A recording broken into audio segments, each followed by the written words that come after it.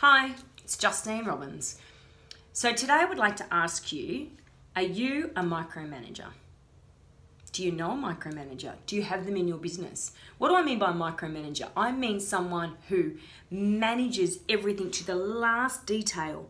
So they're constantly going back and asking people, where are you at, where are you at, where are you at? And it's all outcome focused. So are you a micromanager? Or do you delegate and hold people accountable? So most businesses have micromanagers in them. And they have been created, I guess, or are created from history. So these people are technicians who were doing that task usually a few years ago, quite a few years ago in a lot of cases. And they were very, very good at that task and they got the outcome. So they've now moved into a management role where they have people that they're accountable for. And they haven't changed their management style. So they're using the same techniques that they were using as a technician, which got them the outcome and the results that they needed. But now they're in charge of people and they don't know how to get the best out of their people. So they're doing what history has told them is successful. So I got a result doing this, so that's what I'm going to do. And I'm just going to keep coming and asking you, why aren't you doing it? Why aren't you doing it? Why aren't you doing it?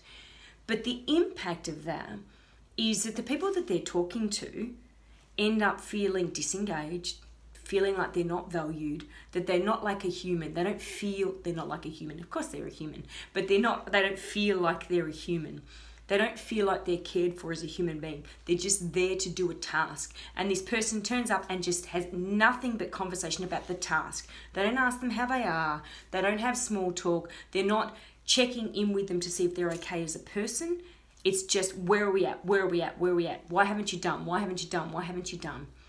And if you've got talent in your business, they will not stay for a micromanager. You've all heard, I'm sure, that people leave managers, not companies. And micromanaging is one of those absolutely polarizing behaviors where people will pack up and leave. So if you have micromanagers in your business, it is a symptom of a lack of process and systems, and they have not transitioned from being a technician to a manager, and they are in a manager's role. And you have an obligation to that manager and the team underneath them to help them to transition, build processes and systems in their business to allow, in your business to allow them to do that, or to move them out. Because if you leave them there and make an exception, you will lose your talent and your people below you. And you will not grow managers into those roles. And your outcomes will not be sustainable because they're completely reliant on that person going and telling everybody what they need to do every single minute of the day.